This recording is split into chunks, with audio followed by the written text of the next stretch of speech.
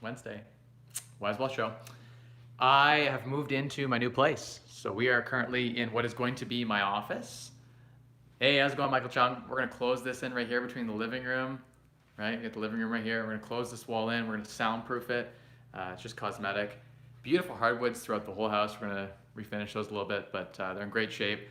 And yeah, I'm gonna close this in. It's a great size office, about 16 feet by, I don't know, if I had to guess, like 11, maybe 12.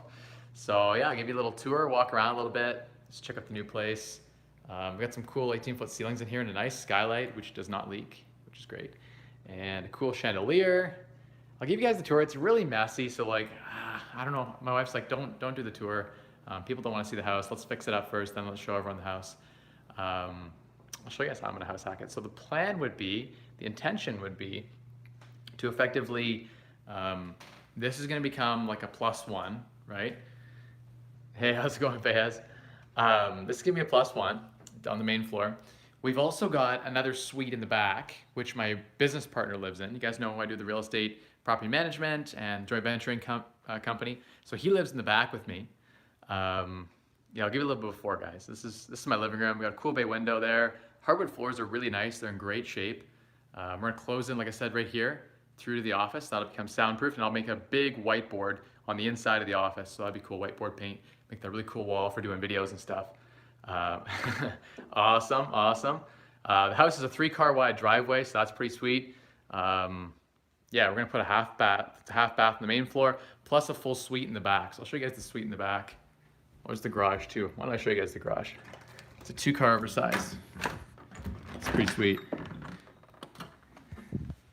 Good height in here. I don't know if you guys can see. It's full of crap right now, my apologies. But we've got a good sized garage. This goes into the backyard, and there's a back sunroom, and so that goes back, and the tenants could theoretically, like my business partner and I are gonna share this garage in half. We're each gonna park our cars in and have our storage, and he's gonna take this door, and I'm gonna go upstairs and take that door there. So there you go, you got a feel for the garage. Gonna paint it. There's some stuff I'm gonna do in here, make it a bit nicer, but we got a 3-car wide drive, which is fantastic for that sort of stuff. And it's also got a really nice cul-de-sac, no flow through traffic, no drive-by.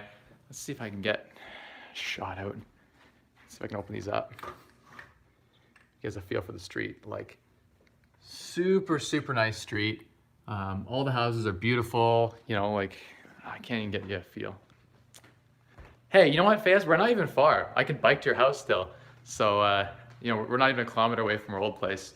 Still in a great location. There's nice crown moldings and stuff like that in this house. Nope, that opens the window up. My bad. Give you a feel for kind of the neighborhood there, guys. Quiet, cul-de-sac, nice little, in the winter it's gonna be really cool. We're gonna do some tobogganing on the island. And there's like an island in the center of this roundabout on this quiet crescent we're on. So really great house. Picked it up for 415 grand. Great deal for 3,300 square feet. It's priced very well. 8 bed, 5 baths. So the kitchen is, you know, it's not the biggest kitchen ever, but it has everything you need. I want to put quartz in, take this out, put new like nice faucets and stuff like that.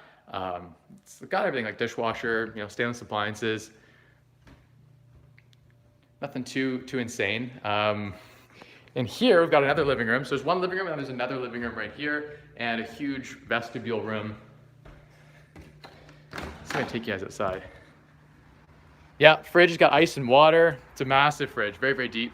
I got a massive backyard. I'll take you guys out. I think the Wi-Fi is gonna cut out though, because this house is big.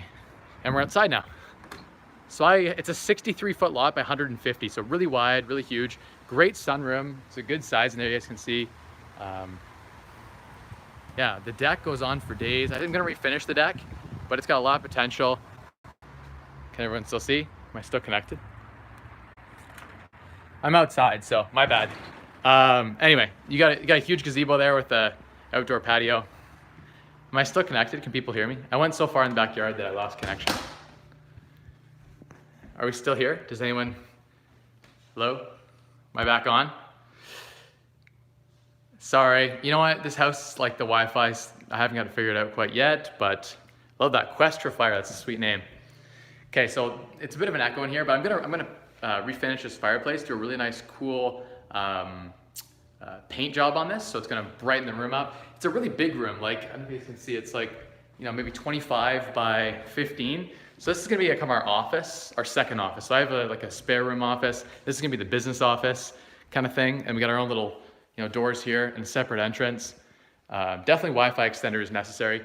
This here, I'm gonna put in, you guys can see this opening right here. I'm gonna put in French doors right here, and this becomes its own suite. Has its own ensuite on the main floor there, and be another bathroom. So kind of get a feel. There's a good sized bedroom right here.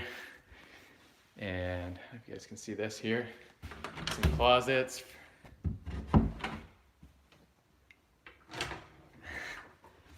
This is our main floor laundry. We have downstairs laundry and main floor laundry. That's a mess right now, sorry guys. But you got a feel for it.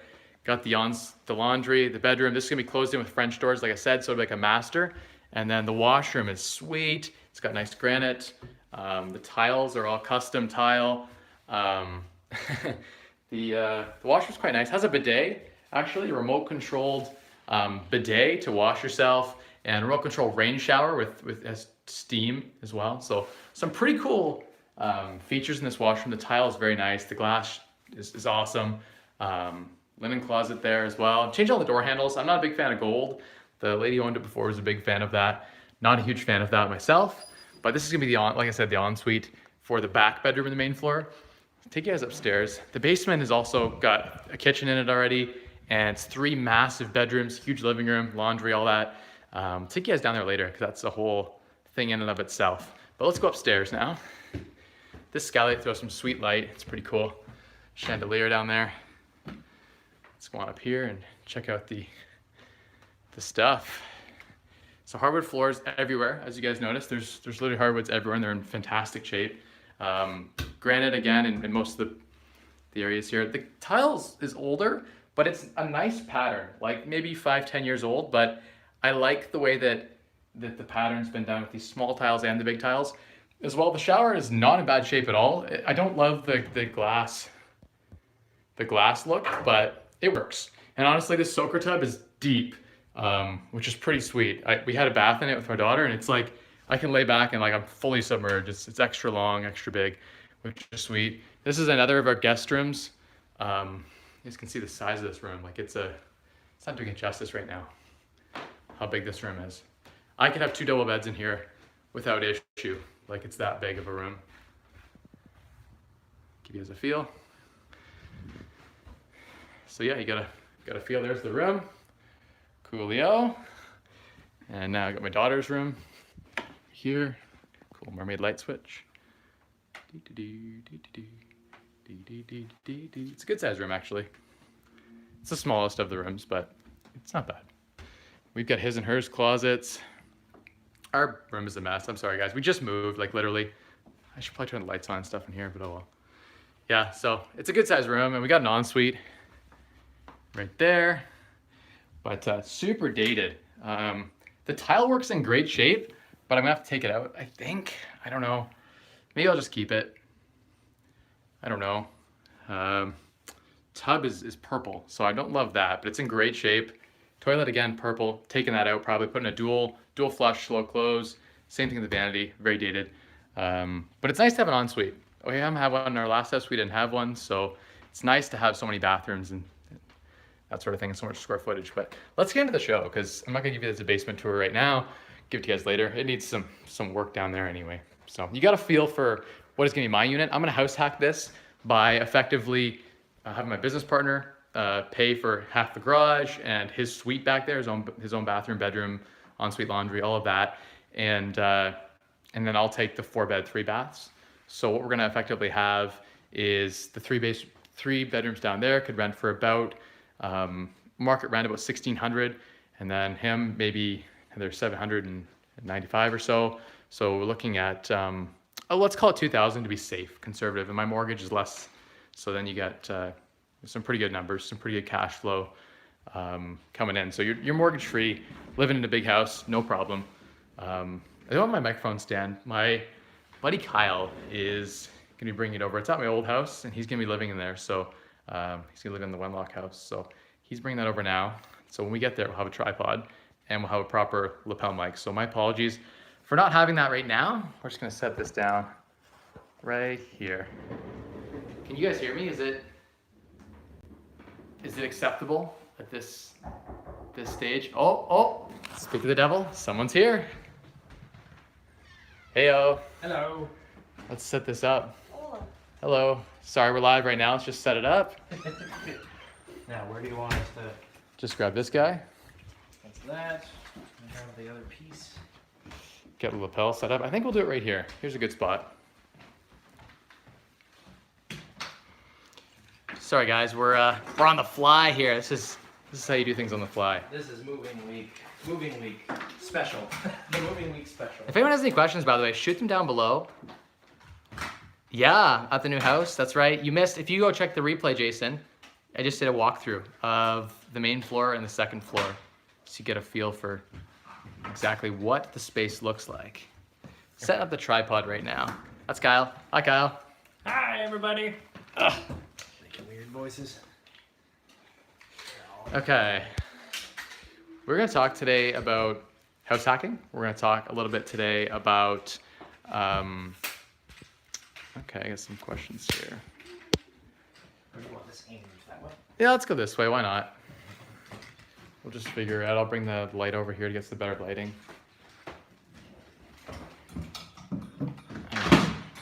We don't have a proper lighting kit, but this will do. Do we do? Do we? Oh, there they are. We brought the lights. Hey, no worries. Check out the replay, Fanchel. I just did a walkthrough.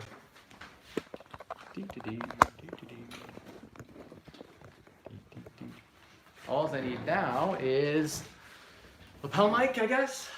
What are we gonna do? We're gonna shoot. How am I gonna shoot this? Against the window? No, that'll be weird. I've not shot before in this house, so it's all new. I should probably plug this in too so my battery doesn't die. Do we have extension cord? There's one thing I don't have with me. I got one downstairs, but the camera I'm sure wants to see me too. So if I run downstairs, it's not gonna be good. I guess we're gonna shoot here. I can't believe I have 22 people on. They're just watching me set up. Okay, I'm gonna have to shoot this way. Sorry, guys. Well, If you want to put that on somewhere. yeah. Just set it down. I'm not too worried about it. Yeah. Plug her in. You're on camera, by the way, back there. If that bothers you at all. No, okay. Good. All right, where's our thing? I don't know how I'm going to do this. It'll be a bit of a magic. We haven't been introduced, but after we're not live anymore, we'll have a chat. Now, how am I going to do this? It might just have to dangle. I'm not sure. I think that'll probably be alright if it just dangles. As long as unless you have like some tape or something. No, what we'll do is just, nope, that's pulling the camera to the side there. Oh, actually, hang on. That didn't do well at all.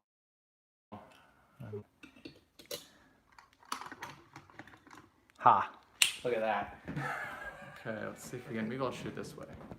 Try and get the best lighting. No, that didn't stick. Oh, it's stay. Try to figure out where the best lighting is here. Well, I can get these set up. Okay. Face towards me, and I'll just stay like this. We'll make this work. We will make this work right here. Do you guys hear me? Let me know if this is working. Am I live? Is it too loud? Too quiet? Too loud? Can someone tell me if they can hear it well? Someone who's watching right now, tell me this microphone's working. Sound is good. Okay, awesome. Okay, so I think we have enough. We have decent lighting. I'll try to get. No, I can't move at all. If I do that, Sure. this will fall. Okay. It's on the angle now for some reason. I don't know what happened. It's got turned on an angle.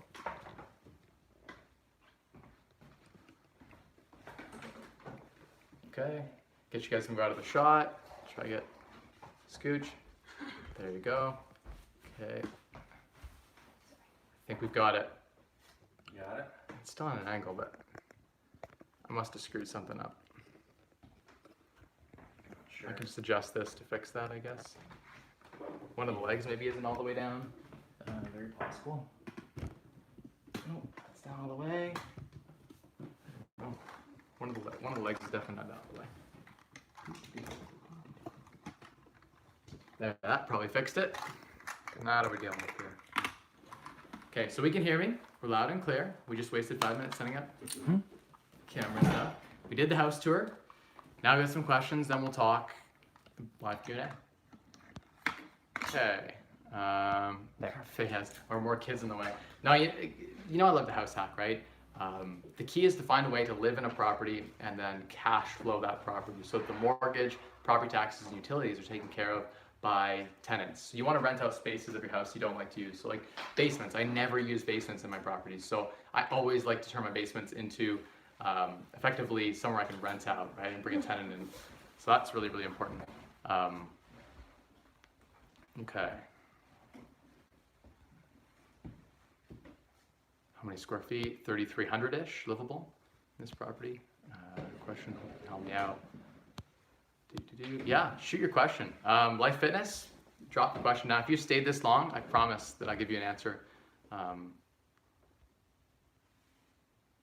Okay, I like seeing before and after. Yeah, I'll do before and after for the lower unit as well at some point. The Wi-Fi extender is definitely going to be key to expanding the signal there. So that's really important. Yeah, you walk into a wall when you do a live stream. That's right. 4:15. That's correct. Answering that question. The new house, correct. No worries. No worries. You're coming on late. It's not a big deal. How do you make calculated decisions? Walk us through how you compare and analyze different options, not just real estate in life. Okay, so yeah, I've been working on for a while on this. There's this thought process that effectively every decision should be optimized, right? And when I started on this journey, it was more important than it is now, right? So now if I don't optimize, for instance, a purchase of dinner, that doesn't really matter. But in the beginning of my journey, everything would be optimized. I have basically in my brain sort of a chart where, is this a need or is this a want? If it's a need, then you keep going. If it's a want, then you go revisit and say, does this add value to my life more than the cost, right? So if something costs $100 and I get $15 an hour, that's a day's work. Do I want to trade an entire day of my life, a day of freedom, a day of experience and enjoyment for, say, this thing that I'm going to wear like 2 times, or this device that's going to depreciate in value and be worth nothing? So that's sort of something you have to think about and think of the compounded value of that item. So a $100 item now is $1,000 when you're 65.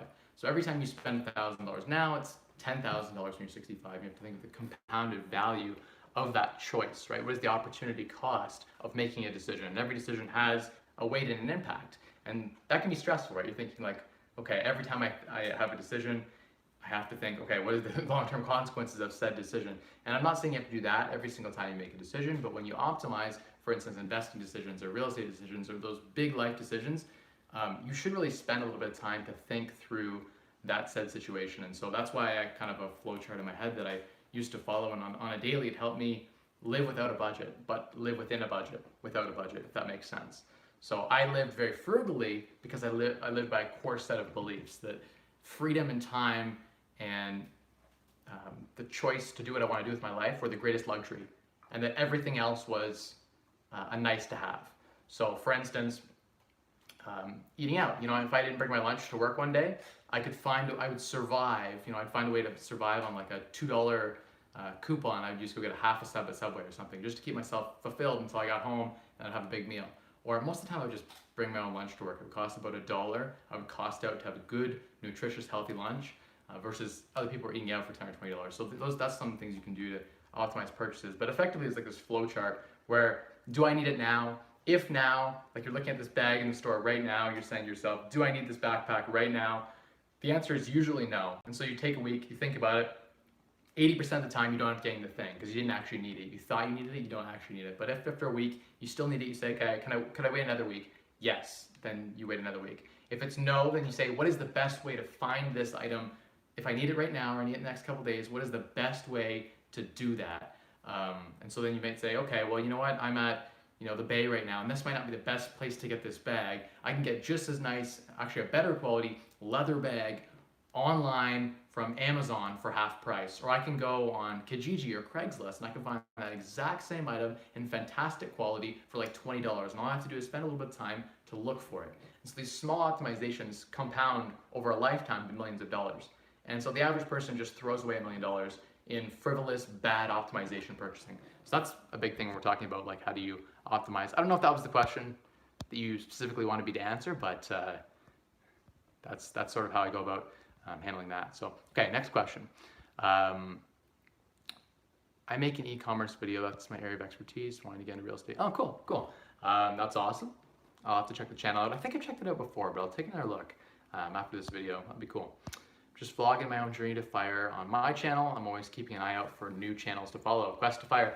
Yeah, so you guys know that I'm fire almost 2 times over. So I didn't really document my journey. I had a blog, Freedom Chaser, that I shut down. And at the time I was blogging about my experiences and sharing what was working well for me and you know, on the journey from, you know, say 100,000 to 300,000 in net worth. That was a good time. I was doing a lot of blogging to 500,000 in net worth. And that time period, that was when I was getting most of the content created. And then my employer asked me to shut that down. So when I shut that stuff down, I just didn't bother renewing some of those posts over at 25andfree.com, which is my blog that I keep.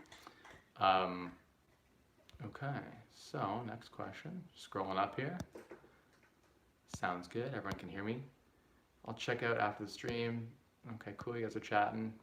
I love when there's cross-pollination that happens on the channel, because that's why it's, well, Wednesday's all about, right? It's bringing people together. It's people sharing and cross-pollinating and knowledge. If you guys know something that I don't know, I'd love to learn about that. A lot of times people will ask me questions that get me thinking after a Wise Wealth show. I'll be sitting down and reflecting and saying to myself, well, you know, I never thought of things that way.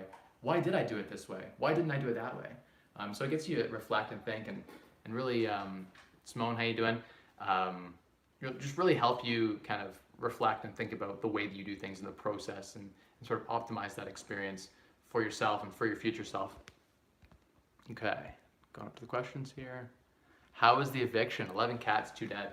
Yes, Michael, you've been following me on Instagram. So you know on the Instagram stories I was talking about an eviction that we did on Monday.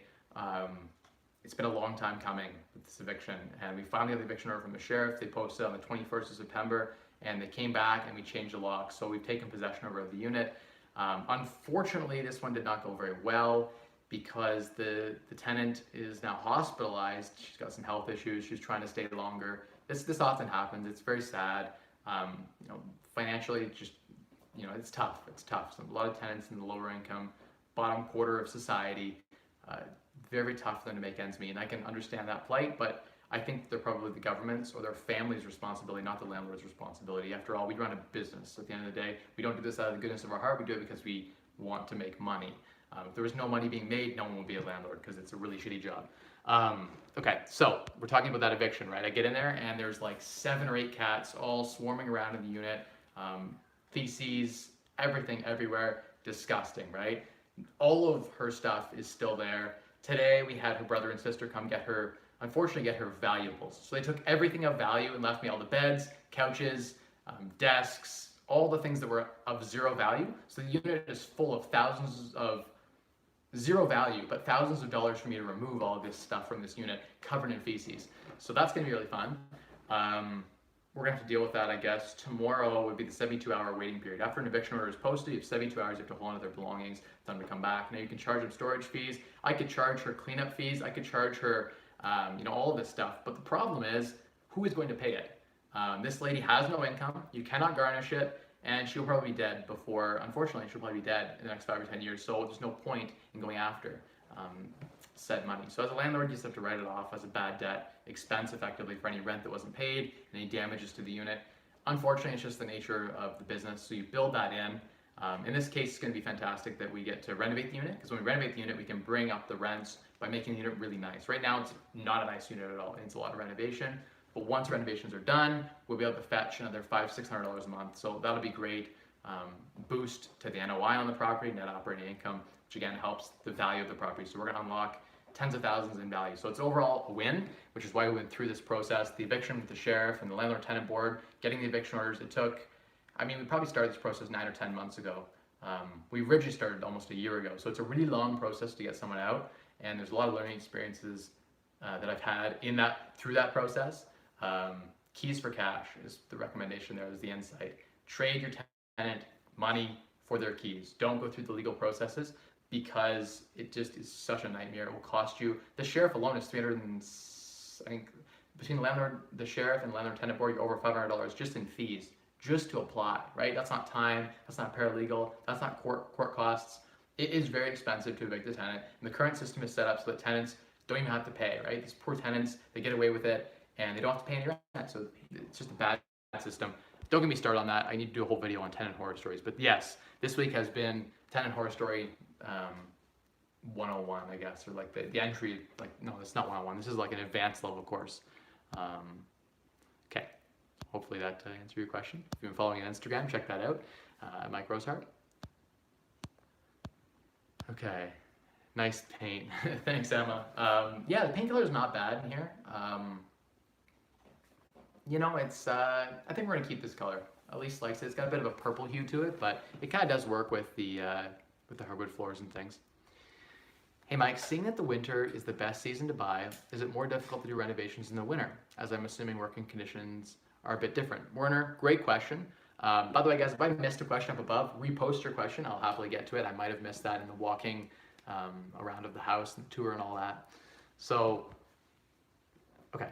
Talking about the winter, right? And buying property in the winter. The best time to buy a property in London, Ontario is between end of November and mid to end of January. So the reason for that is typically demand and supply tend to decrease. So people are less likely to list their house at this time, and it's because people are less likely to buy during this time. No one wants to move, right? No one wants to move all their stuff into a house when there's ice and snow and a foot of snow. No one, when it's negative 24 out, all the showings get canceled. When I go out and get into a showing, I don't see any business cards on the table. No one's trekking through the cold, right? To make a couple $1,000s. So people are less likely to want to buy, so there's less demand, which creates, basically, what happens is the listings tend to stay on the market a little bit longer during this time. And if you look at the data historically, house prices tend to be about 10% lower from the heat of the spring to the cool of the icy December. So that is your buying season. Now people are knowing that and realizing that trend, and they're looking towards that. The other thing too is that often landlords who missed we have a big student town in London, so 20% of rental accommodations are student in London. So about 1 in 5 houses have students in them. And what happens is people miss the boat in September, and they can't find any students. And by October, November, they're starting to carry the cost of that unit being vacant because they missed the boat, they missed a couple of rooms vacant, they're not cash flowing. Landlords start to then, the delayed reaction of missing the students in September, they finally get their properties listed, November, December. The parents haven't come down from Toronto yet. Their sons and daughters haven't asked them to come buy a house yet. So usually in February, we get all the parents come from Toronto, Vancouver, to all the Western students and the international students going to Fanshawe. All their parents come, bring a rush of money in February, March, April. They decide, hey, I'm going to be in this program. My first year went great in res. Now I want to buy a house. Or, you know what I mean? So stuff like that happens, get a huge rush of all the people coming in from out of town, drives things up. But in November, December, no one's looking to buy a house because they've already got their accommodation for the year for their son or daughter. Their son or daughter doesn't finish their current lease till likely April 30th, May 1st. So no one's gonna be closing a house in November for May 1st. So you basically have to close and have a vacancy period because the season runs till April 30th. So if you close a house in January, you're gonna be vacant until April. So you wanna buy a house that needs renovation ideally, or you're gonna have to rent to non-students for less money, which is fine, people do that. Anyway, so that's some of the factors to talk about buying in the winter. But your question was also specifically about renovating in the winter. I love to renovate in the winter. I hate renovating in the summer. One other point I forgot talking about maintenance. And in the winter, we start to get icicles, right? And we get all the ice, and the ice damming happens on roofs. Roofs start to leak, so then you find the leaks on a house. Great time to look for a house in the winter. Places where there's no insulation, you can find out really, really easy in the winter. You can see leaks too with a thermal camera. You can see in an attic areas where the insulation's been wet, and so that the heat loss is even more in the winter, right? So you can see those areas way better. The icicles drag the eaves trough off or the eaves board, so you'll see all the damage on the house. Houses look ugly in the winter too, right? So you got to remember, people take nice pictures of their houses in the summer with the flowers and the landscaping. You can't landscape in the winter when there's 2 feet of snow and the driveway's you can't even see the driveway. So all the exterior landscaping is gone, so you lose all that boost. Normally someone would put a lot of money into landscaping, make their house look nice. They get the 5-10% premium in the spring. In the winter, they can't do that. And so in the winter, they just houses sell for less. It's a great time to buy as an investor. It's a great time to buy in general, I think, if you're willing to go through the hardship of moving in, January when it's ice cold, -25 and 2 feet of snow, right? So that's something to think about. But talking about renovating in the winter, I love to renovate in the winter because here's why. Construction slows down seasonally. All the guys get laid off in November, right? All the landscaping guys, all the, a lot of trade stuff happens outdoors, right? You can build houses more outdoors when it's warm. But when it's cold, things slow down, right? Like a lot of trades get held up by the weather, and so people get laid off. You go on Kijiji, you go on Craigslist, you go on wherever in your local market, you go talk to some trades guys, everyone slows down in the winter. And so that's when guys that are $35 an hour in the summer, they come crawling to me begging to work for 22. And so I get really deep discounts. Guys will say, you know what, I'll finish my basement for $5,000. If I brought them in the peak of July when they're slammed with calls, they're gonna charge me $15,000 for that basement. So you get really good discounts in the winter on your trades. Material costs about the same all year round. I do find that around Black Friday, coming up Black Friday, guys, it's a great time to buy flooring, materials like that. You get 20% off promos on drywall, lumber. I'll stockpile and put it in my garages and properties, so I have my materials for the winter. So you do get a lot of better deals, I find, in the winter, because think about it, the Ronas, the Home Depots, the Lowe's. In the springtime, people move into their new houses and they want to paint, they want to landscape, they want to, everyone wants think of like a typical nuclear family. They just want to make their house nice. But in the winter, no one's working on their yard. No one's going into Lowe's to buy patio stones. No one's going to buy the barbecues. So sales tend to drop. And so they have to lower prices accordingly, right? The guys like me who are just doing renovations all year long on properties and renovating them all, it doesn't matter to me, right? I'm still in there buying all the time. But of course I'd rather buy, when it's cheaper. So I'll stockpile. After Black Friday, you'll see a lot of sales. Things are 20% lower on average. So yeah, great time to renovate. I love to buy. I'm gearing up to buying season. You guys know I haven't been keeping to my cadence of one property a week. I've been holding off on that because I'm getting ready to buy. And I'm gonna have my real estate license shortly as well. So once I have that, then it's gonna go hard on the buying. And we've got a bunch of investors lined up I know you guys are watching. Some of you guys are saying, Mike, where's my deal? I need this deal. You promised you'd find me something. It is coming. Just wait. It's not cold enough yet. And when it gets cold, I'm going to buy and spree. I'll probably buy 5 in 1 week. And it's because wait for investors to get tired, wait for the deferred maintenance to kick in, wait for things to get cold, get their first heating bill. All of these things, once houses don't look as nice, the grass turns yellow and the snow starts falling, houses don't look as pretty. Unfortunately, people buy real estate based on emotion. I don't buy real estate based on emotion near as much as the average buyer, but the average buyer buys based on emotion. So in the winter, people are it's gloomy, right? You don't have that sun out at 4:30 at night, it's dark. And so people are going after work to look at properties, they're looking at it in the dark. In the summer, they're looking at the light. And so it's just, I don't know. There's just something about it. There's a number of factors. I don't know if it's weather here, anyway, it's the perfect storm. You want to be renovating and buying now. And I'm saying this as I'm about to compete against a million people, I'm sure, in London who are all going to start buying. But whatever, I'm here to share. I've already made my nut, so I'm all good. I do this because I love it. And it's a game for me, and I'm about to get back into the gaming mode again, where I'm going to start buying, and it's going to be really, really fun. I enjoy the buy more than I enjoy anything else. The renovating, I'm tired of it. I've done, I've helped people with 25 properties now renovating. I've done it all. It's not fun. What's fun is the deal hunt. I love the deal hunt and the best use, conversion, and vision for a property. That is where I add the most value. That is where I make thousands of dollars an hour. Everywhere else, I make a lot less. So, at $20 an hour to do construction work, that's not value. There's value there, but not the same amount of value and you need that to unlock the value on the buy side, but most of my value creation is on the acquisition, on being smart in how I acquire said properties and said deals. Okay, let's get some more questions here, guys. Hopefully you're getting some value from this. Shoot in the comments if you enjoyed this. I see 7 likes. We had 26 people in this stream. Why are there not 26 likes? Hit that like. If you know someone who wants to invest in real estate, who hasn't uncovered my channel, right now I want you to copy this link, send it to them over Facebook Messenger, send it to them on Instagram, send them a DM, send them a text, say, hey, check this guy out, Mike Rosehart. He shares a ton of value. I'm asking you guys, the loyal subs who are watching this on the playback, share this if you found value here. Nice, 9 likes, awesome. Appreciate that. That'll be really key. We're trying to grow the channel organically. I don't pay for any advertising. I don't pay to promote the channel. I don't really make a whole lot of anything. Actually, we're in the negative on this channel. It's more of a charity thing at this point. wonder if this is connected in here. Oops. Sorry, guys. Okay. That one's the one that you hold on to. Looks like it turned off. Might be trying. Can we hear me? Can everyone hear me? Sorry, we dropped the microphone. My bad. We're plugged in now. The camera said it was dying, so I had to make sure it was plugged in. Okay, what were we saying? We were talking about sharing this with everyone and getting the likes up. We're at 12 likes now. Thank you guys. Thank you for sharing that. Appreciate that. Don't bother super chatting. I thought super chatting was really cool, but now it turns out like YouTube takes like 40% of the super chat, and so I feel bad for you guys to like lose half your money right away to YouTube. If you still want super chat, like $1, that's cool. Just to get your message to show up. But okay. Go back up, get some of these questions answered. Can you hear me, by the way, guys? I see 26 people on the live stream right now, so they must be able to hear me. Okay. That was a great question, Werner, by the way. Thank you so much for shooting that. Got me into a great space. It brought my head into a place where I think I shared a little bit of value with the audience. And so good questions like yours make this Wise Wealth show good. They make the stream interesting, and they dig and pull the value out. So a good interview is always one where the right questions are asked.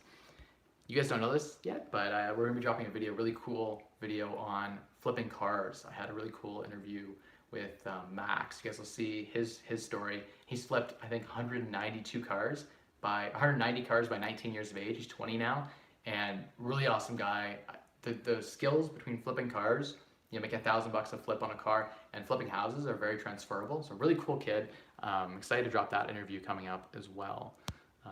The last part of your question was working conditions are a bit different in the winter. Yes and no. If you're working on plumbing stuff and you expose the walls in the winter, your pipes are going to freeze, they might burst. So there are some increased risk factors with renovating in the winter, but there are also risk factors renovating in the summer. It is, I think, worse to renovate in the winter. If it was like cost was the exact same and property value was the exact same and everything else, all things considered, renovating in the snow sucks. So that's something to, kind of just throw out there. Tommy says, hey Mike, what are your top recommendations of side hustles you can do to earn extra income and will also help you build the knowledge to help you with real estate investing? Okay, so Tommy, okay, two parts to your question. Side hustles. I want to do a really good video on side hustles. In the 30-day transformation, I have a video set aside on creating cash and creating income, creating cash flow through side hustles. And I've always had side hustles. You guys know since I was like 10 years old, I've had a side hustle. There hasn't been a point ever where I haven't had a side hustle going. And so whether that's cutting lawns, whether that was me starting a little business, like a hood cleaning business or an e-commerce business, or maybe that was rental properties were a big side hustle for me. I did a lot of tutoring, just throwing out ideas. There's some cool, in the description here, you could just Google like 50 cool side hustles you can start off without any education. Some people tutor, like they just teach guitar, or they know how to game, so they live stream while they game. Or they have a camera, they go take some pictures for someone, right? They put listings up for an agent. Or there are a million things you can do. Look into your repertoire of skills and say, hey, this is something that I can do a little bit better than average, or this is something that I have free time and I can trade that time for money. The side hustles, in the beginning are all about trading time for money. But if you learn the best side hustles, in my opinion, are when you learn how to separate time from money. So for instance, you create a video and you put that out there and that video creates cash flow for life. Or you create a course and that course gets out there and that creates cash flow for life. You write a book, an ebook, and you give that away for $1 or $2, and that helps, right? So there are a lot of cool things you can do. You can set up automated ways to cash flow. Real estate's no different. The thing I like about real estate as a side hustle is it's not time for money. You put in a lot of time up front to renovate the property, get it rented, whatever, and then it's an event based. So until a tenant leaves or something happens, there's almost no work, right? It's pretty automated. Rents come in automatically. If you don't have automatic rent set up, you should set that up. Things should be pretty automated, pretty smooth. So that's something that's pretty key overall to I think side hustling. So side hustle is so key. If you Tommy, if you have a skill like you're a little bit handy, you could go and do some renovating for someone and make some money. Or maybe you have I'm sure you have a skill. There's definitely a skill out there that you would have that would allow you to trade time for money. And I always found that just having a full-time job wasn't enough. I always wanted a little bit more juice to help me get to juice up the returns, juice up the savings, so I can juice up the returns to then retire faster and unlock freedom faster. If you're working 100 hours a week, right? And everyone else is working 35 hours a week. You're working about 3 times as hard. So you can accomplish in 4 months what everyone else accomplishes in a year. And that's been my secret. Like over 7 years, I accomplished what most people do in 20, right? And that's because I worked harder than everyone else.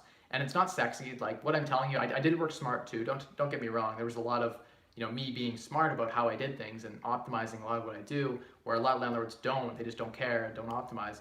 Of course, optimization and working smarter, not harder is great, but you still need to work hard.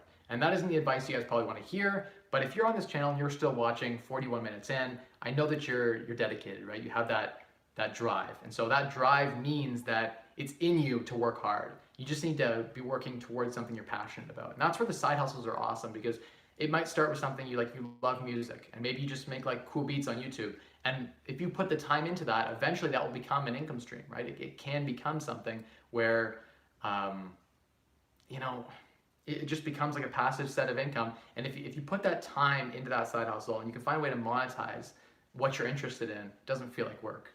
Like a lot of what I do when I'm deal hunting doesn't feel really like work. The negotiation process, or when I unlock a deal, a lot of that's exciting for me. It feels like I'm playing, Star Wars Galaxies or World of Warcraft or League of Legends or a game like that. Honestly, I've made my life into a game in a lot of ways. And, in every MMO I've ever played, there's a grind phase. In most of the games that matter, to get good, you have to grind. And so life is no different. You have to grind for a bit to unlock the crazy loots, the cool armor, all of that. And it gets easier as it goes, right? Like as you start to elevate, start to grind, I find the grind more enjoyable. Once you have the cool equipment, it's easier to slay the beasts. I'm getting back into gaming logos, so people who don't game are like over their heads. But those people who game, they know what I'm saying. Okay, let's go to the next question. Mike, do you have any properties in Windsor? What are your thoughts on the Windsor market? Watts. So I don't have a whole lot. 2 streams ago, I talked a little bit about Windsor. I have family who's lived in Windsor. I have, some friends who've lived in Windsor. I've heard some horror stories, people being stabbed in Windsor at bars at night. So typically Windsor is a rougher market than, for instance, I don't know what happened to my phone there. Oh, weird. My screen just went dark. Hopefully it's still on. Can you guys still hear me? The light just kind of like went out a little bit. Oh, it's probably in my head. I think I'm still connected. Okay, if I'm still connected, give me a thumbs up, let me know. We were talking just a second ago about, I lost my train of thought. What was I saying? Windsor Market. So, It's a rougher town.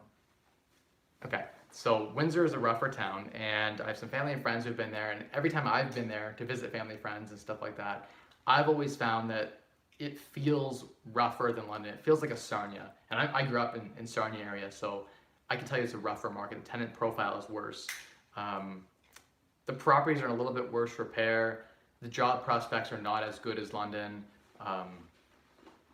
It's further from Toronto. Like a Toronto investor to go to Windsor is a lot further than going to London, right? So it's just a little bit less attractive than London, but the numbers are pretty good.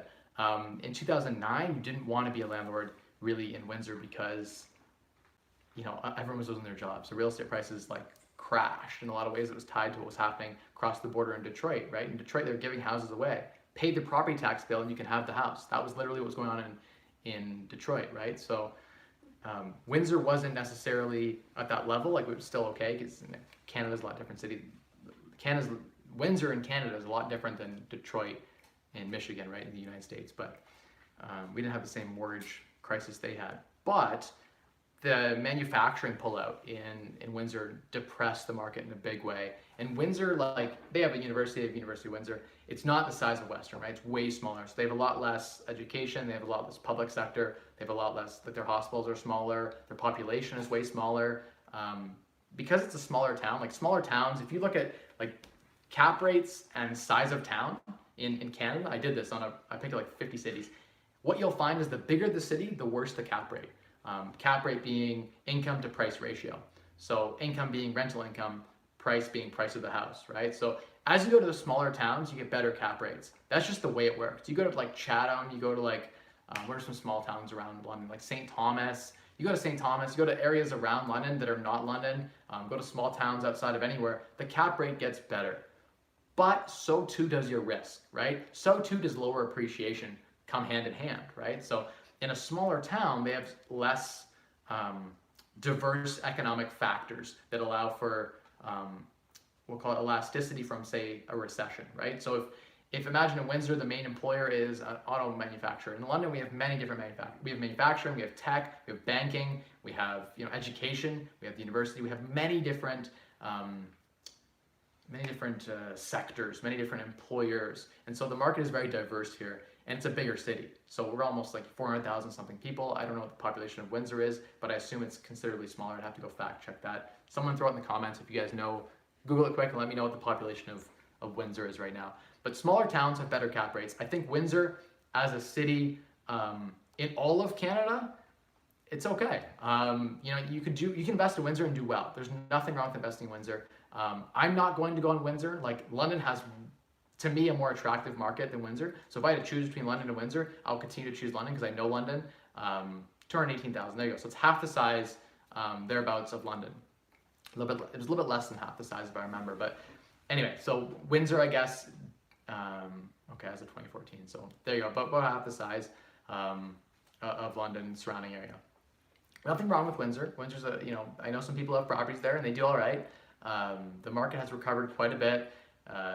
Great question, Travis. I'm gonna get to that in a second because I know some investors who invest in the smaller ponds like Sudbury and North Bay and all these small cities. What you'll find is cap rate increases as the population of the town and the further you get from the metropolitans. So the further you get from Toronto, the further you get from Vancouver, the further you get from Ottawa, the big cities, right, Montreal, the further you get from these cities, the better the cap rate you get. You also get increased risk with that because the smaller towns, if you look at traditionally, what you'll see is that smaller towns tend to dissolve, right, and get amalgamated into other bigger cities, or they just get shut down entirely because they can't raise enough property tax roll to maintain the infrastructure of the city. Windsor's big enough, it's not going to have that issue, but really small towns, I think, will eventually disappear. So just be very careful of really small towns because I think the employers are moving to the bigger cities. And that's what we're seeing, right?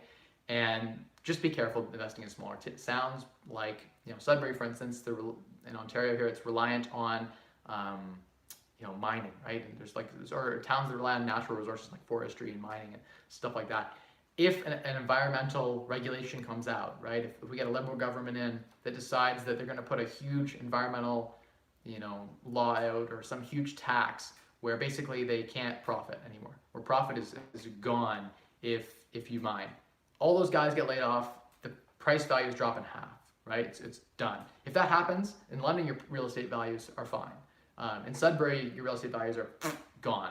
Good luck finding even a tenant, right? All the guys are going to move. All the camps will be empty. There'll be no one out there mining forestry. So it'll just depress a town. And so that's a risk factor with investing in smaller towns like that. I like to see a diverse, rich economy with many different sectors, right? And yeah, so anyway, I'm getting on this tangent probably. I don't know if it's adding value to your lives. If it is, let me know. If it isn't, I'll just move on. 26 people still here, and we got 14 likes. So that's something. That's something.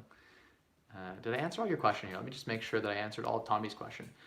Yeah, I did answer all yours. Building real estate knowledge. Tommy, we talked about flipping cars could be a side hustle. I used to flip iPads and iPhones on Kijiji. It was a huge thing for me. I'd pick up iPads for $125. People who didn't want them, I would clean the screens really nice, put a nice case on it, and update the software on it because they'd have old updates on it, and I'd relist it for $250. And I would provide a clean transaction, right, where it's hey guys, and a big description. Whereas someone else would post it iPad for sale. They wouldn't list anything, the version, nothing. So I'd have to inquire about all that stuff, and I would just make it. I was doing that side hustle, making a little bit of money doing that. Kijiji flipping is a huge one, guys. Craigslist flipping is a huge one. Go buy anything that's not marketed well on the internet. You can go buy a car, go buy a phone, go buy an iPad, go buy a computer, go buy whatever you want. Pick up collector cards and go pick up cards and resell cards. I've done that before too. I traded a hot tub for a car before. I went and picked up a hot tub, traded it to a guy for a Mitsubishi Eclipse. So you can do whatever you want. You can find ways to trade value. And if you can provide value to the world, then you'll be paid for that. Those are all side hustles. Cool things you can do to make money.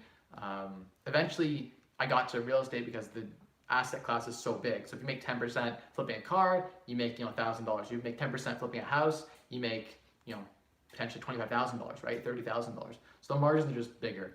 But there's nothing wrong with still doing a little flip on the side. I still do some of that stuff now.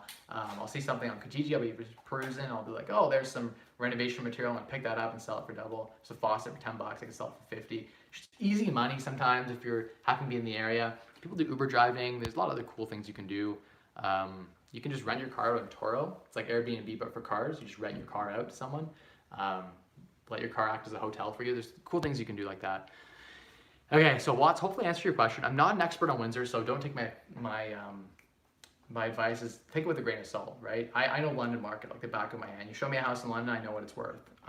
You talk to me about an area, I know about London. It's just I've been investing here for a long time. I've seen probably thousands of listings in London in my 8 years I've been doing this. So London, I know. Sarnia, I know pretty well too because I grew up there, but London, I know like the back of my hand. Windsor, I don't know like the back of my hand. And why would I, just right now, there's enough deal flow here that I don't need to move anywhere else.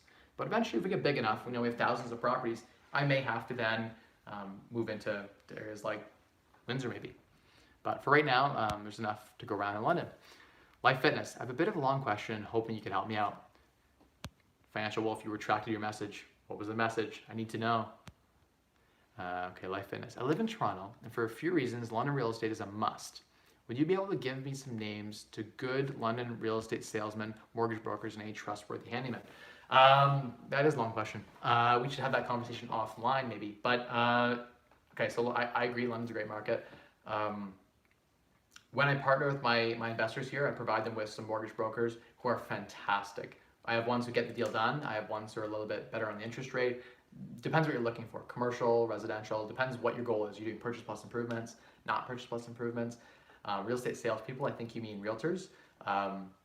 This guy, once I'm licensed, I might take on some clients, but only people who I like. So I'm not gonna be actively marketing, looking for clients. I got enough people in my network that if a deal falls into my lap, I can hand it off to someone. So we can chat. Come later October, I should be licensed realtor. Planning to focus more on investment properties and commercial real estate. I don't want to sell people's houses. I'll do that for friends, but I don't really want to be like having open houses trying to sell, your grandma's house. It's not a rental property. It's just like a single family house. It's not really my goal because I run numbers. I do things based on analysis, and that's just the way that I do things. So yeah, hopefully that helped a little bit. Any areas I should buy in? I'm looking to save 20% and buy an investment property. I can go to 250,000, but would prefer 170 to 215,000 price range. Okay, so Life Fitness,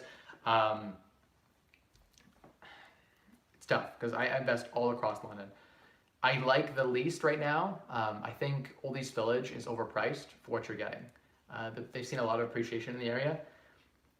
I think downtown is really overpriced right now. I think some pocket, like North and West, are really overpriced right now. There are still, that said, they're like qualifying that statement with there are still good deals in North, still good deals in West. If you're North and West, for the most part, you need a really big house that can rent to students, or you need a duplex. And there's almost no duplexes in Northwest London. Like, I think 1% of the houses are duplex in Northwest. So it's all single family. It's all R1 zoning. There are a few exceptions on streets. Like I think there's a handful in my area that are duplex. The secondary dwelling unit is changing that new legislation from Ottawa, but the City of London is resistant to allowing more duplexes. So until the City of London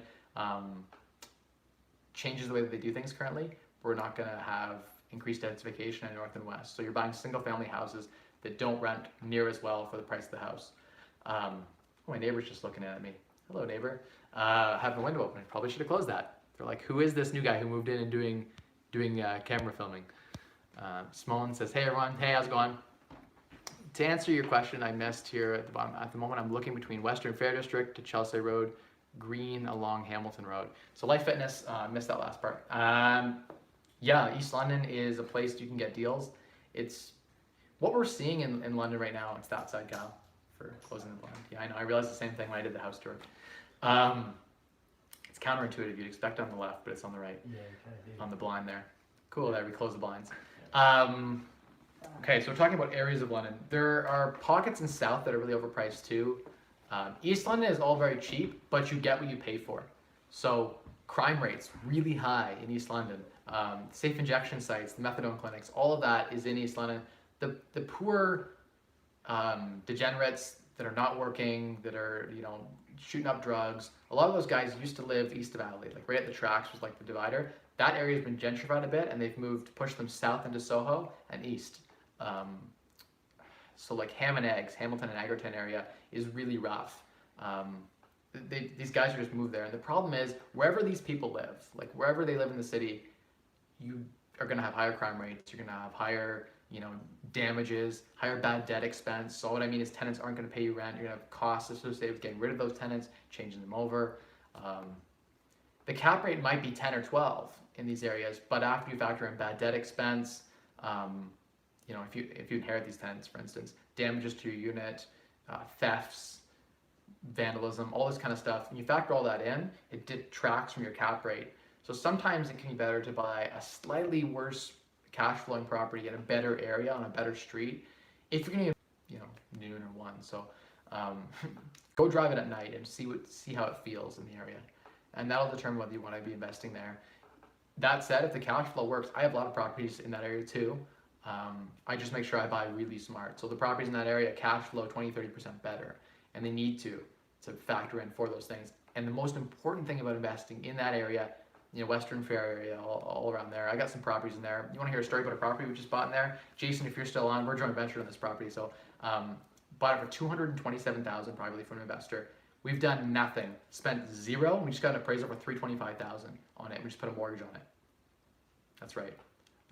This is a unicorn, and we're gonna get even a higher appraisal, right? Jason, you can confirm. We've spent zero. We haven't even got rid of the tenants yet on the main floor and upstairs. They have bed bugs. Like it's a rough house. Legal triplex though, and that's an example of what's the new mortgage on that, Jason? You could probably toss that out there. You do the quick math. I don't have it in front of me right now, but I know for sure the new mortgage is way more than the purchase price of the house. So once we renovate the main floor and the upper, yeah, $260,000. We paid $227,000 for the house. Plus we got last month's rents from the tenants. So I think our actual purchase price is like $225,000 or something, or whatever. So once we get last month's rent from 3 tenants, that's an example of a real deal we just did right now, and it's going to rent for $4,000 a month. We're going to have $4,000, and it's like the Western Fairground is like here, and the property is like right here. Oxford's right here. Fanshawe's like here. So it's one block south of Oxford, so we can put students in there, no problem. It's in the area where it's getting gentrified on a quiet street, which is nice. Not quite south enough that you're on, Hamilton, where all the rough tenants are. It's quite a little bit north of that, so it's still okay. It's a B- neighborhood, C+. But an example right now of like $227,000 purchase price, $4,000 a month in rent. That's the kind of numbers you can get in London.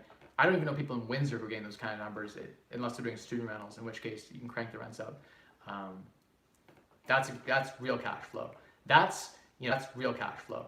That's, our investor now has more money than he started with and now owns a property, right, with no money in it. So that's an example of like, I can't promise that every time, but those are the types of deals we're getting. And that's what you're gonna look for in that area. I'm gonna have that sort of margin there for those types of things to happen. We have tenants with bed bugs and issues like that. And anyway, the long story of it is you just make sure that you have margin there to protect yourself. I wanna do a video, I think, coming up on, I think we should do some videos on some of the deals I've done. And maybe I won't do specific addresses, but I'll do data on the deals we're buying right now, so people can see the kind of deals I'm getting in London and see that London still has strong cash flow. Like I think after the mortgage payment, we're still $2,000 a month with mortgage paydown, profit every month before appreciation. $2,000 a month, $2,000 a month on a down payment of like $227,000. You'd be like, yeah, like nothing. We're talking, like $50,000 down payment if you're 80% loan to value. So this is how, like, now Jason's gonna want to buy more, right? He's gonna all his cash back. He's like, Mike, let's buy 2 more. I can guarantee you, Jason, you're gonna call me and say, like, once we get that cash in hand, it's like, Mike, let's go buy 2 more, right? And do the same thing. So this is how you buy real estate. It's not real estate you want to live in. Like this isn't a property like Jason wants to live in, and Jason will never live in this property. It's not a house high property. It's a cash flow refi cash cow. So this is a good one. Okay, I'm gonna answer some more questions. I see them popping up here. Definitely more difficult. Tommy's great points at Life Fitness. Tommy just sent up some great points there. Echoed a lot of what I just said. I would agree with a lot of that. 29 people here. Why do we not have 20 likes? We have 18 likes. Let's get some more likes here, guys. I appreciate that. Did you choose London, Ontario randomly, or was it a calculated decision for investing in real estate? Tiger Rocks, great question. It was by location. So I moved from a small town outside of Sarnia, Ontario. I moved an hour to London, Ontario to go to University of Western Ontario, and then Richard Ivey School of Business after that. I went to University of Western Ontario at 17 years of age, bought my first property at 19. So I had already got my feet wet because I was living, I needed a property near the university to effectively live for free. I house hacked. House hacking is the cornerstone of my success today because I haven't paid rent to anyone. Like honestly, even when I was renting for so cheap that just keeping your living costs at nothing. Housing costs near zero. Even in a house like this, I have housing costs near zero because I hack out portions of the house that I don't live in. And that's the best way to I think live in a house and to own a house. If you're gonna rent, you should rent hack. So rent a 4-bedroom house, rent out 3 of the rooms, then you end up living in the 4th room for free. That's how you build wealth quickly. And in the beginning, it matters a lot more than now. Now I don't even need roommates. I could not have roommates. 30 people on the stream. Oh, my wife's home, so we're gonna hear a lot of noise. I haven't closed in the office yet, so it's gonna be quite loud. We may have to go and like move somewhere where there'll be less noise. 32 people on, awesome. To answer your question, it wasn't calculated. London just made a lot of sense. It did cash flow and I happened to live here. And so that's why I started buying a lot more properties than what I had before. Do you recommend buying a seller financing rent to own property to get into the first property to live in? Akira, good question. I think that if you don't have capital and you don't have a good job, or A or B, or you don't have good jobs, so you can't get a good mortgage, then vendor financing is so key to getting the deal done. If you can negotiate a good interest rate, that's so key. My daughter wants cheese. You can hear it. She's like, cheese. Thoughts on working a job in a city versus small town suburbs? Michael Chung, good question. I think that you'll get paid way better in the bigger cities. You want to find the compromise, right? So where does it make sense for, and by the way, if this is too much noise for you guys, I'll move and go into like another room, but if you guys don't care, I'll just stay here because I'm already set up here. Okay. What were we talking about? We're talking about living in big cities versus small cities. Some of the small cities, your cost of living is really low relative to what you make. London, for instance, has the average income in London to the average rent prices as of a year and a half ago were fantastic. Today, the rents have gone up a lot in London, so the affordability is decreasing, I think, more and more in London. And that's negative for tenants, great for landlords, it's increasing property values. It's part of why London is right now the hottest market in Canada. Actually, it's growing faster than Toronto and Vancouver if you look at the data and the statistics. So that's a first for London. I'm really happy about that. I wish I didn't sell 11 properties off because I'd be doing a lot better today than I am. But at the end of the day, I don't need the money. I do it because I love it. So it's a scoreboard more than it is a necessity. Okay, bang through some of these questions here real quick. That was a good question, by the way. I'm invested in London now because I know London so well, and I know the pockets of London that can still cash flow. If it gets to a point where London, and I think the advice here should be, you should invest in the area that you live, or invest with a really good manager or partner, active partner or property manager that you can really trust, truly, if you don't live in the area.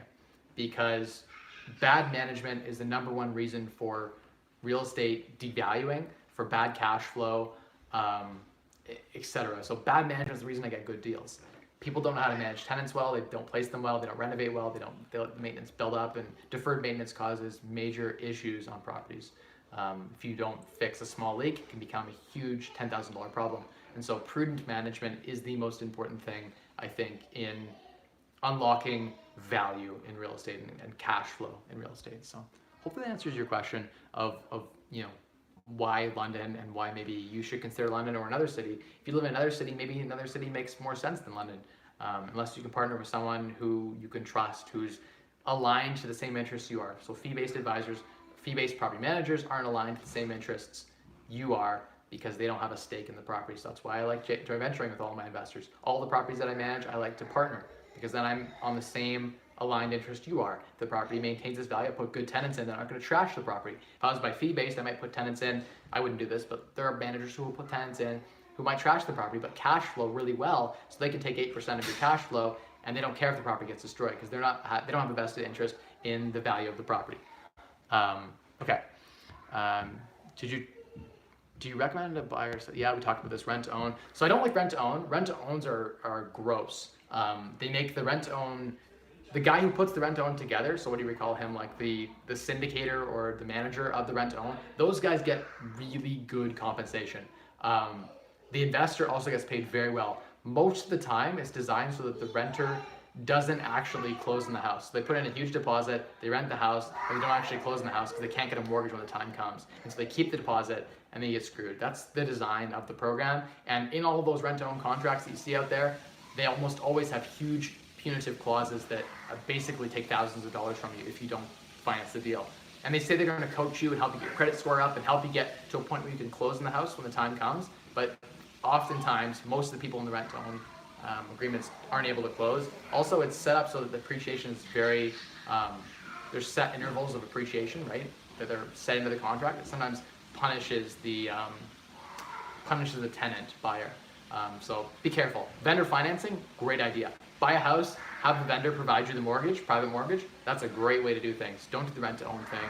I don't like that. People get slaughtered on that. And the guy in the middle, the syndicator, takes a huge fee. And they get paid way too well for putting together a tenant and an investor. My 2 cents on the matter, I don't do the rent-to-own thing. I know some people that make a ton of money doing it.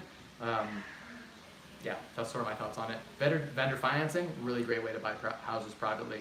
If you can negotiate a really great interest rate, I know someone who's got interest rates like 3% on a long, like 10-year mortgage. That's attractive. And as interest rates rise over time, that becomes more and more valuable. The value of that private mortgage is more valuable than the deal. Even if you have to pay a little higher on the purchase price, at least you got a pretty sweet financing deal with the property. So it's not all about the purchase price. There are other factors and variables that matter more than purchase price. Sometimes buying a house for $300,000 when it's worth, $200,000. If you got a sweet enough financing deal, let's say it was 0.1% interest or something, or 0% interest by the vendor. The vendor provides you a mortgage interest-free, but they got $300,000 purchase price. That's a huge win for you because you have a 0% interest mortgage for, say, a 10-year fixed period. That's where you set up a financing arrangement where you're actually going to come out ahead even though you overpaid for the property. So that's sort of ways that we get creative with financing and ways we get creative in structuring a deal. Oftentimes, the conditions matter, the conditions of the deal. So when it closes, how it closes, what happens with the tenants in the property, what happens with the stuff in the property, hoarders, like that, all that kind of stuff. It's emotional, right? And there's a lot of, people put too much weight on those things. Like for me to clean out a house is a couple grand, but people put $30,000 in value decrease on the property because this house is full of stuff, right? So I don't know, I'm getting into a tangent here, but let's move on to the next question because I really got to do bath time pretty soon. Thoughts on working a job in city versus small town? I answered this a little bit. It's basically just work out cost of living to income and decide for yourself if it makes sense to move to the big city. I got job offers in Toronto. When I graduated school at 21, I took a job here. When I finished Ivy, working as an analyst full-time here, and then I got promoted. It went well for me, but I chose a salary that was $30,000 a year less here in London because I could buy real estate here, because I have side hustles here, because I already had a property here and it made sense not to sell it. A number of factors, but mostly if you adjust it for cost of living, there was a 33% difference between London and Toronto at the time, and I figured that was about the same as the salary gap, and so it made a lot more sense for me to stay in London and earn less because I could. And the side hustle thing I didn't even factor in. I didn't even know I was going to get into real estate the way that I did, but that had a big impact and it went really well for me. So I'm glad I chose a small town over the big town, like talking like Toronto versus London. London being 400-something thousand people, not a tiny town, but still. Okay. Let's go out.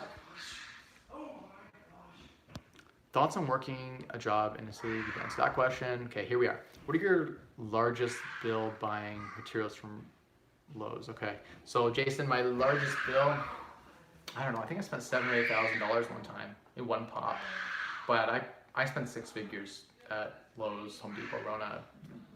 Not Home Depot very much. I don't like Home Depot. Almost everything they have there is overpriced. Their flooring is more expensive than Lowe's and Rona specifically. Their cabinets are overpriced.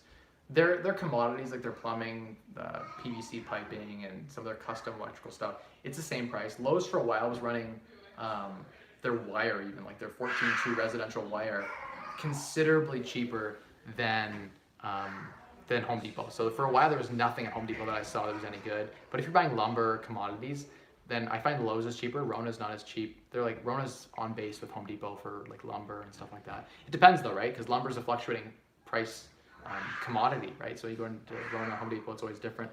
I don't love Home Depot. They have deals on, and sometimes I've bought vanities and stuff on deal. They're great. Their appliances are overpriced. I just don't like Home Depot. Sorry, Home Depot. They're not great, but yeah, so that answers your question. Can't wait to see you pull the trigger in the winter. Yeah, Michael, it's going to be a all out. I got like a gun loaded full of ammunition, and I'm just ready to unload the ammunition. Why isn't your partner interested in house hacking for himself? Great question. Honestly, I think it's just he can't get a mortgage right now.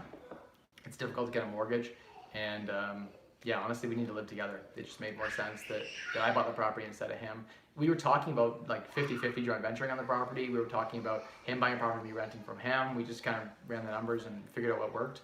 I think it was free capital available, a number of factors that came into play about why we did what we did. But yeah, at the end of the day, like there's still cost, right, to owning a home, and there's still risk factor, right? Owning a property in London. The main thing, I can't say this online, but like theoretically you can have a primary residence, right? Your primary residence could be, say London. If you rent another house for your business, then you'd want to keep your primary residence. Yeah, I'm just gonna stop on ahead. There are reasons why we're doing what we're doing. Anyway, my partner, he lives in Vancouver. How is your partner? Okay, against that question. Great info, Mike. Thanks, Tommy. Where's the like button? You guys know where the like button is. You know where that is. Hit it right down there at the bottom. Loud and clear, Jason says. Awesome. Jamal says, I would appreciate it when you say the N-word. What?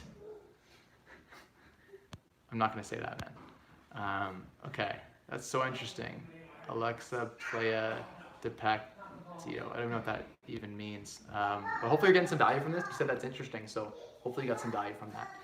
And I don't know what the N-word meant. Maybe you didn't mean what I think you meant, Jamal. Maybe you meant I said something like NOI, maybe? Net operating income? Is that the N-word? Someone pay me to play Skyrim all day, please. Quest for Fire. That was the goal when I found Fire. It was like, I want a game. I want to play like League of Legends, World of Warcraft all day long. And it turns out like I have no interest in that anymore in the way that I did before. Like I'll still game now once in a while, but I find real estate too much of a game. Like it's become a game for me and I'm addicted. So that's some of the transferableness of gaming, I think, to investing in business. Tiger Rocks is 0 to 60 in 5 hours. I don't know the reference there. I'm lost. Mr. Beefy, good to see you on. You're hearing it loud and clear. Michael Chong, yeah, Life Fitness, good, nice. Will USMCA positively impact Windsor? I don't know. I'm not going to speculate. Probably. Thoughts on US, Canada, and Mexico's new trade deal? I actually haven't been kept up on that. Someone tell me what's good in the news. I've been so busy with life and moving and real estate and business. Do we have a new NAFTA? I don't know. I should go read about that. I honestly don't keep up with the news near as much as I should when I'm busy like this. So if there's a new deal, I assume that Trump probably, I think Trudeau's a real pussy. And I bet you Trump, I don't like Trump, but I think he probably rolled and sat on him for a little bit. So I suspect it's probably not a good deal for Canada, but I'll have to read into it and find out. This is just me speculating. Tom Sullivan, hey, how you doing? Tiger Rocks 218 as of 2014. Thank you for that. What about northern cities like Sudbury? We talked about this a little bit. I recently purchased a property there. So Travis, nothing wrong with Sudbury. The cash flow is really strong. Like the property's just like 50 grand. You get like duplexes for 50 grand. Here in London, they're like 200, right? So the numbers are way better up there, but you don't get appreciation there. Like the prices are flat year over year. Here in London, we're getting huge appreciation. A couple phone calls there. Didn't mean to interrupt people. This is the problem. I have DND on and the calls still come through because I'm on my phone. I need like a special phone just for live streaming because it's so annoying. Tenants call. Some loser, probably telemarketer, probably just interrupted our live stream. Okay, so we were talking about trade deal. I don't know a lot about it. I'll have to read about it and I'll have an informed opinion. What about northern cities like Sudbury? We're talking about Sudbury having great cash flow, but like flat appreciation and being higher risk. Mostly because like natural resources, mining, all those industries that feed a town like Sudbury, those could disappear tomorrow. So there's a larger risk associated with investing in smaller towns like that. If something happens, like an environmental change or something like that, then there's going to be a huge vacancy period. So your vacancy rate in your calculations need to be like 20%, whereas London it's like 1.5%. So just factor that in, right? If you take 20% of the rent out, what happens? If you take appreciation out of the perspective for both, what happens? Is there long-term viability of that city long-term? I don't know. Find out. I don't know. Find out. Otherwise, maybe it makes sense to be investing in Sudbury. Maybe I should be looking at there. It's just so far away. I don't know anyone good there that just properties. So, okay, let's get through these questions. I gotta do bath time here real quick. Michael Strong, sushi or pho? Definitely sushi. I had my first sushi when I was working at 21 years old. I had the first time ever eating sushi. Anyway, you're on camera there. I hope you like that. You just came home. Yeah, so sushi way better than pho in my opinion. But nothing wrong with a good pho. Ben Tan has some fantastic beef tendon. It's fantastic, and it's tripe, I think, in it too. It's fantastic. Yeah. So pho's cheaper than sushi. So from a frugality perspective, pho for what you get for value. But sushi, if you get some all you can eat, oh, that hits the spot. If someone wants to come down to London and buy me some sushi, I'm so down to talk for an hour for a meal of sushi. People come down once in a while from Toronto or wherever, and they say, Mike, like, I gotta take you out for some sushi or something. And we have good chats. And we almost always end up investing together on joint JVing or something. I don't know why that always happens, but anyway. Don says 50 minutes late, catch the replay later. Hey Don, how you doing? Good to chat with you offline there. And yeah, I'll catch the replay. There's some good nuggets in this one. Okay, so Sony, how you doing? Did you catch the replay? Sony, we need to join venture. Whatever happened? We need to have another conversation and rekindle the flames. Jason, yes, $260K mortgage on a $227,000 house price with $0 renovation. We just a month ago closed on it and now put a new tenant in the basement, and that's it. So great deal. Really happy with that one. I see one for $228,000. Travis says triplex in London, 298 Egerton Street. Would you avoid this one because of location, or could it be a bird? Yeah, I've seen that one on MLS. There isn't much on MLS I haven't seen. I keep up on everything. Most listings. I don't know. I haven't seen the property physically, so I can't comment. I don't love the area. There could be cash flow there. We could chat about that offline. We could do like an analysis. I did some videos a while back, guys. Check out the videos I did where I did live analysis on a deal. And I actually went to the property and did a filming in the property, but the realtor said the seller didn't want me to put that online. So I did a video too for that, one of those analysis videos, but I wasn't allowed to put it online. I might do like a Prometheus, or not Prometheus. Is Prometheus? What's the name of that? Patreon. I might set up a Patreon thing. I want to do that and get there and set that up, and then you guys could pay something, and then I could send those videos to you guys privately. In which case that might be okay to do. I could send actual videos of me being in the properties, in the trenches, doing renovations, looking at houses, stuff like that, that I can't put out in the public. How are you getting these deals? That's effing OP. Don, yeah, so the secret is that one was a private deal through investor. So not MLS, nothing like that, no agents involved. It was a quick close. We closed in, 10 days, 12 days? So it was a fast cash close, no mortgage. Deals like that, you close in cash, you throw the mortgage on after.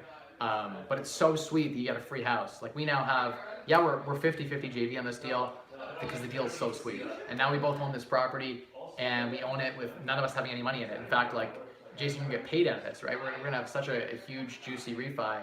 We're gonna have to split the profit left over, use that profit back in the property, ideally to renovate it and get another refi even higher, and just cash flow like a beast. Like $4,000 a month rent, $50,000 a year from one property. You know, the net on that's gonna be like 25 grand a year. We're gonna split that. Everyone's happy. There's enough meat on the bone that we can happily JV, right? How many unicorn properties do you have in your portfolio? Michael, almost all the properties in my portfolio are unicorns, or they were at one point. All I buy is unicorns. So that's why my real estate portfolio is so robust. Tommy, yeah, good info, Life Fitness. Yeah, Kira, awesome, thanks for the feedback. No problem. Cheese, atta girl. If a family member was told to lend you $90,000 to buy a house, how much interest would be fair to give them? Jonathan, okay, lend. Yeah, I thought you meant lend. So if a family member was to lend you $90,000, what would be fair? It depends on how close the family member is. I would say a minimum, like at the very minimum, if it's first secured against the property, like I'm talking they secure against the property title, I think like prime interest rate is the lowest floor ever. The lowest, like bank prime interest rate should be the lowest you should be charging. Typically, a first mortgage is between 6 and 8%. A second mortgage between 8 and 16%, typically, depending on how good the deal is, that sort of thing. So when I'm lending out, those are the sorts of rates I'm charging. Unsecured, it's 15 plus. I would never lend money unsecured over 15, but family's like I've lent to family for like, a lot less. I have money lent out to family right now for like nothing. I'm getting almost nothing. I actually haven't paid any interest yet in 6 months. So that's neither here nor there. That's family, and sometimes the family will make decisions that aren't always the best decisions to make, and don't do that until you're fired. Once you're fired, then you can do some lending. But I guess you're borrowing, so go ahead and borrow. If you can borrow cheap, that's an advantage. Take advantage of the fact that if your family has wealth. I wish my family had wealth to lend me, because I would have been able to grow that much faster. The fact that I came from nothing was a huge disadvantage in the sense that buying my first property, I just rely on the bank and whatever I could save. So if you have those connections and those advantages, use those like to the utmost to grow and to build a huge portfolio and be fired yourself. Okay, Ezreal main YOLO Don Tren. Ezreal, right? Yeah, Ez isn't bad. I play a lot of different Nasus top, man. Like for a long time, like even in like I rose from bronze to silver to gold. Running like a Nasus top, just never missing a stack. Yeah, anyway, so there's a few like in Nasus Trundle. I'm a top lane or jungler. It's my main. I can play mid and bot, but support I like the least. How much of a pay cut would you take to live in London compared to another city? So 30% is what I took, a little over 30%. From an hourly point of view, I would take, so if you're offering me $30 an hour in Toronto, I would take about 21 in London, and it would feel the same. You'd be earning about the same from a cost of living perspective. So yeah, how much is the opportunity worth in London, to be clear? There's a huge opportunity in London, less than there was maybe before, but I think we're still the market is strong here. The fundamentals make a lot of sense. It makes me happy to hear that you've done well for this investor. Keep it up. Definitely have to get in contact with you one day. Cool boss movements, bro. Thanks, Don. Appreciate it. Love Panth top lane against Nasus. Yeah, I mean that's a hard lane for me. Yeah, Panth is tough. Yeah, anyway. I'm at D5 Zed main, but I haven't played for months. Michael Chung. Nice. Okay, guys, we're 83 minutes in. I'm gonna wrap this stream up. We'll play with my daughter and then do some bath time. I got some friends over too, so I'm gonna hang out with them a little bit and catch up with my business partner and see what he's been doing. Yeah, Volibear top is pretty OP too. I haven't played a few patches too, so like I'm playing like a year ago. Everything changes with the patches, and different heroes are better at different times, right? So it depends what season you're in, like season 4 or season 3. Anyway, no problem. So we're gonna wrap the stream up. If you guys got value from this, I'd appreciate a like and a share. If you're watching the replay at 83 minutes in, I want to see that in the comments, guys, please. As always, spend less, earn more, and maximize returns to unlock a wealthier you. Cheers. Happy Wednesday, guys. Check out the video I'm going to drop in the next couple of days on flipping cars. How you can flip cars, make $1,000 a flip. Easy side hustle money. We actually did an experiment where it's possible. I used to flip cars, so you guys will find that out in the video. Cheers. Bye, everyone. See you guys. Thanks for tuning in.